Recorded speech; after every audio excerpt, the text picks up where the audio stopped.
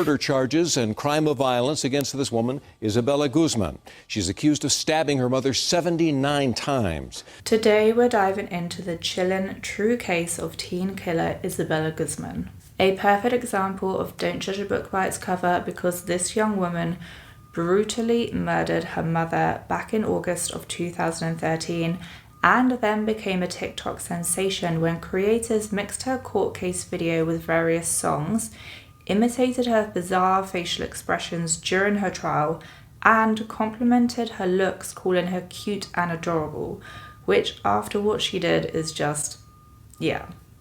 Hello, I hope you guys are well, and if you are new here then welcome and please make yourself at home. My name is Morgan and this channel is storytelling of the disturbing, mysterious and supernatural. So if this kind of content is your thing, then don't forget to hit the like button and subscribe for weekly videos. But for now, grab a cup of tea and get cozy as we're about to begin. At the height of this social media influence, her court case was watched by around 10 million, and one such TikTok video attracted nearly 2 million views with comments such as "She's so beautiful" and heart emoji faces, as well as setting up Facebook and Instagram fan pages. I truly wonder about people sometimes, but anyway, let's get into it. Buckle up, guys. Isabella's stepfather, Ryan Hoy, found 18-year-old Isabella standing in the bathroom holding a knife. She said nothing when she exited the bathroom. According to reports, she was just staring straight ahead when he walked in. When officers arrived on the scene, they found Yeonmi Hoy naked on the bathroom floor, covered in blood next to a baseball bat. Isabella had stabbed her mother, Yeonmi Hoy, 79 times, specifically 31 times in the face and 48 times in the neck. But let's rewind a little bit.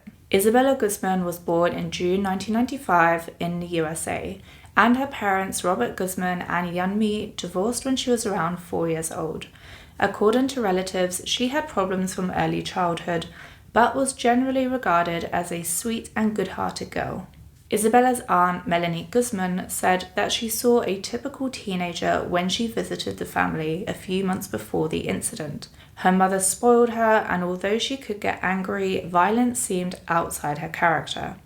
Melanie believes there's more to the investigation. Her demeanour is pretty sweet. She's very coquette. I can see her yelling, screaming and storming off and locking herself in her room and turning on her iPod, but not being violent like that. When she was 7, her mother sent her away to live with her biological father, Robert Guzman, due to arguments sparking up between the pair of them. It seems for some unknown reason, perhaps that her father also couldn't cope with her either, because Isabella soon moved back in with her mum. But during adolescence, she dropped out of high school when she was around 14 years old, and tensions between the pair were never resolved. Now, while kids can be very difficult at times, especially when young and in their early teen years, there isn't really any evidence or reports as to specifically why she acted up. It could be due to her parents' separation and having to live with a stepdad. There is some information online to suggest her parents were quite poor and couldn't afford things that Isabella wanted. Perhaps she blamed her parents and became rebellious because of these things. This is of course all speculation and my own thoughts, and there's no specific evidence to suggest that it's necessarily true. And of course, even if it was true, none of this is reason to commit such a horrific act of violence. In the days before leading up to the brutal event, the relationship between Isabella and her mother had deteriorated quickly. Deteriorated. Cannot say that word. You know what I mean. There were instances where Isabella's mother contemplated evicting her, especially after discovering that Isabella had snuck her boyfriend into the house while she was away. The neighbours, who were constantly aware of these occurrences, informed Isabella's mother, which then escalated the tension between them further. According to her stepfather, Ryan Hoy, Isabella became more threatening and disrespectful toward her mother. And on Tuesday, August the 27th, the day before the murder, the two had a particularly nasty argument that ended in Isabella actually spitting in her mum's face. But there are also some reports online to suggest not only was her behaviour starting to become more aggressive, but her mental state was perhaps starting to take a turn for the worse as well. Isabella also apparently had started calling her mum Cecilia and speaking about an astral being. She allegedly told her mother she had been cursed for all eternity for trying to kill the astral being and her caretaker. Her boyfriend at the time, who she either broke up with or he broke up with her, it's unclear exactly what happened, also said that she attacked him with a golf club a few days prior, something that was very out of character for her. The boyfriend apparently also told police she spoke about a character named Sam, who she said hated him. However, there isn't much information regarding her boyfriend, so that's all I could find on the matter.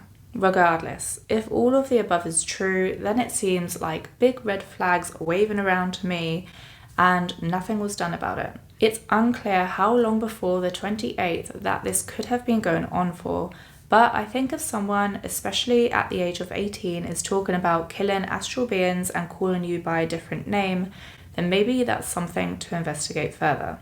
Again, truth or a clever ploy by Isabella for something she could have been plotting. The next day in the afternoon of Wednesday, August the 28th on 2013, Yeon-mi Hoi actually called the police to report Guzman's threatening behaviour because she was scared of her daughter.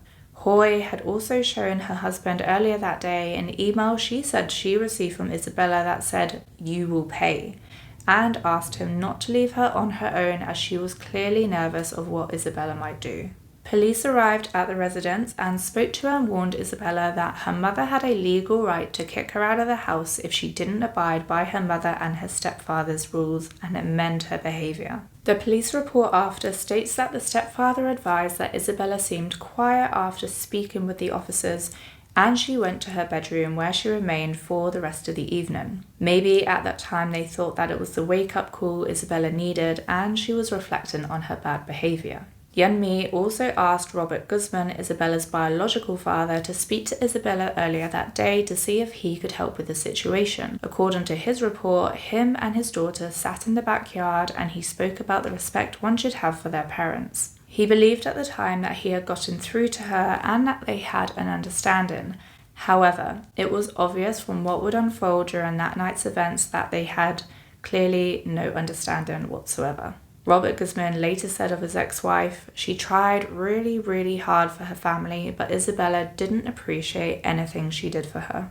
After the police had left, Yeon-mi returned to her place of employment, a portrait studio she owned, and then around 9:30 p.m. she arrived back home. She told her husband she had bought him a bag of McDonald's food for dinner and asked where Isabella was. Hoi said that he didn't know where she was and last saw her around an hour before in the kitchen and went to the living room to eat his food. Yeon-mi told her husband she was going to take a shower and went upstairs to the bathroom. And then things get ugly. Just before 10 p.m, Ryan Hoi heard a thumping sound upstairs and his wife calling out his name. Hoi went upstairs to see what the commotion was and found the bathroom door slightly open and could hear the shower running. He attempted to enter the bathroom but then saw Isabella with her back to the door pushing the door shut. Now seeing blood oozing out from under the door of the bathroom and believing his wife was in danger and Isabella was assaulting her, he tried to open the door but it was locked. He immediately ran downstairs to retrieve his mobile phone to call the police to come quickly to their home in Aurora. When he returned upstairs, he heard his wife utter her final word, "Jehovah," and the door to the bathroom opened. Isabella stood there in the doorway, holding a knife in a downward position in her right hand, covered in blood, and simply walked out of the bathroom and downstairs, leaving her mother lying on the floor in a scene that resembled a bloodbath. Ryan Hoi, still on the phone with dispatch, was instructed to try and open his wife's airway and perform CPR. He informed the operator that he believed his wife may be dead as her eyes were staring blankly, but continued to try and administer basic first aid. The police arrived at 10:16 p.m. Yeon-mi Hoi was pronounced dead and Isabella Guzman was nowhere to be found. It would be recorded later in the autopsy report that the defenseless Yeon-mi was dealt a staggering 79 stab wounds to the face and neck. I think it's beyond comprehension to understand the sheer savageness of this attack, especially towards her own mother, and I can't imagine the terror of the entire situation and how he must have felt during those moments. having to try and revive his wife who's just lying there lifeless in a pool of blood. The whole gruesome scene is just really beyond words, and those visuals are never going to leave him. It's really horrific. It's also unclear if Isabella started with a baseball bat that was found lying next to her mother. Perhaps Isabella used that to try and knock her mother out before the stabbing. Either way, details don't seem to be available, so we can only speculate. Sergeant Sean Mitchell arrived at the scene along with other officers.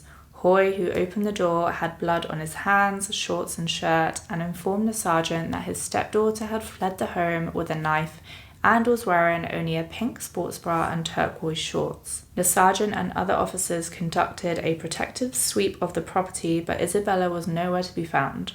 They located Yeonmi Hoy upstairs in the bathroom, lying unclothed on the bathroom floor with a large laceration across her throat, a great deal of blood on the floor, and was lying next to a baseball bat. Paramedics from the Aurora Fire Department responded and contacted the Medical Center of Aurora, where Dr. Sasu pronounced her deceased at 10:28 p.m. An extensive search was then made by the Aurora Police Department to try and locate Isabella.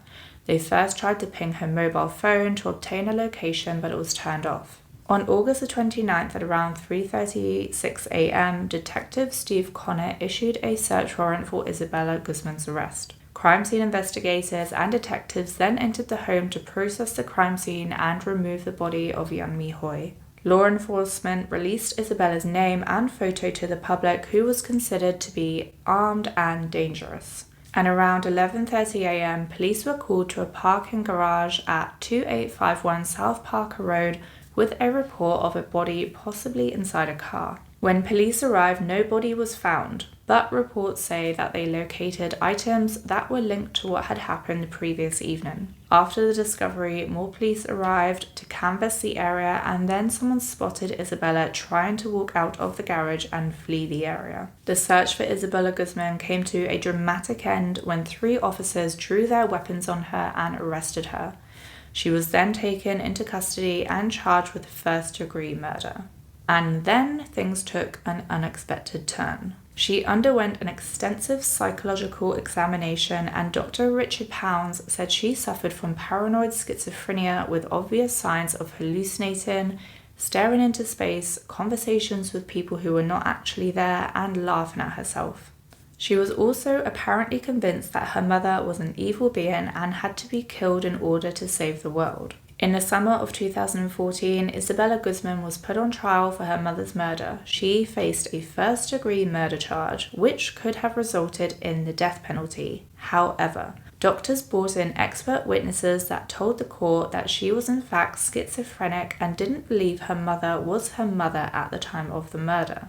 One doctor described disturbing delusions Isabella had reportedly experienced for years and claimed she believed her mother was actually a woman named Cecilia, whom Isabella Guzman believed she had to kill in order to save the world.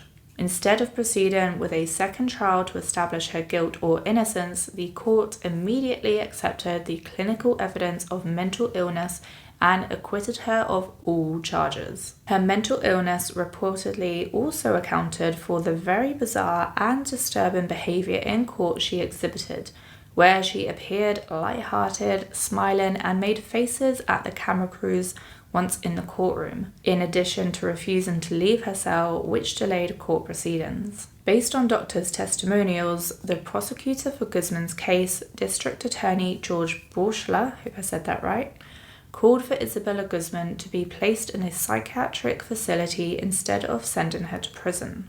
Borschler agreed before the court that people convicted for crimes knew they did something wrong. However, he stated, "In this particular case, I am convinced, based on the evidence that I have seen and the information that has been presented in court, that this woman did not know right from wrong. She could have not have acted differently than she did, given the significant schizophrenia and paranoid delusions, audible visual hallucinations that she was going through." Isabella Guzman was subsequently found not guilty by reason of insanity and sent to the Colorado Mental Health Institute in Pueblo, Colorado. Now, is this just a clever ploy by Isabella to avoid prison and a death sentence by pleading insanity, or does she actually suffer from schizophrenia? There doesn't seem to be any reports before the murder about her mental health from her parents, and while of course mental health conditions can go undetected, it's hard to say if she's lying or not. What do you guys think?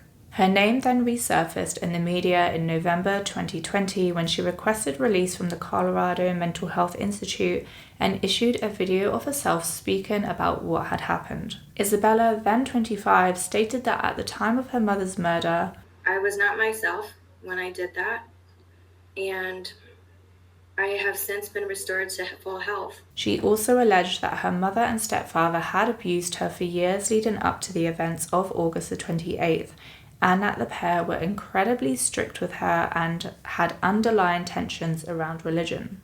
I was abused at home by my family for many years. My parents are Jehovah's Witnesses, and I left the religion when I was 14, and the abuse at home worsened after I quit. The fight with my mom was terrible, and I was injured in the process. I have the scars on my hands. I don't know if you can see or not.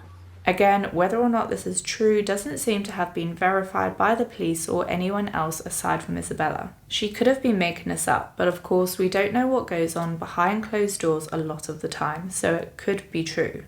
Again, speculation.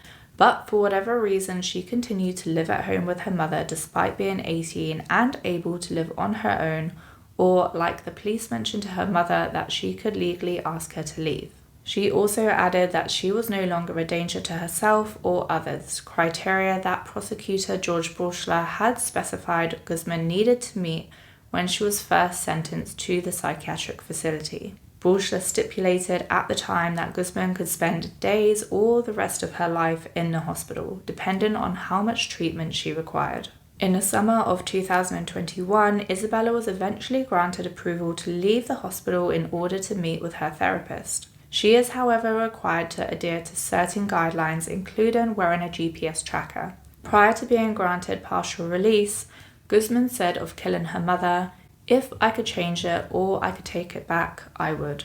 Within the time she's been at the facility, she also alleged that in 2015 she was sexually assaulted by a hospital employee in a closet. He asked me if I wanted to go in there and look through to get some clothing, so I did. The other patient left, and he went in there and shut the door behind him. So hard on me emotionally and mentally. It made me feel like I wanted to give up. She filed a police report in 2015 to accuse the employee of sexually assaulting her in the closet, and that there were 2 other incidents with the same employee. Isabella said, "I was afraid that if I didn't do what he wanted, he would ruin my life." She wants him prosecuted, but the district attorney's office in Pueblo said it never received a case like that from the hospital police. While the Colorado Department of Human Services investigated Isabella's complaint, they haven't publicized their findings, claiming privacy laws as the reason why. As news of Guzman's bid to be released from the Colorado Mental Health Institute surfaced in the media, her story went viral on TikTok for all the wrong reasons, and this is where social media can get pretty dark and disturbing. While some were sympathetic to Isabella's story, other creators on the app played the 2013 court footage of Guzman glaring at camera crews with Eva Max's 2018 song Sweet But Psycho, which includes the lyrics, "Oh, she's sweet but a psycho, a little bit psycho, at night she's screaming." I'm not going to try singing because I don't want to subject anyone to that. Many also celebrated her looks, calling her beautiful and stating she looked too sweet and innocent to be a killer.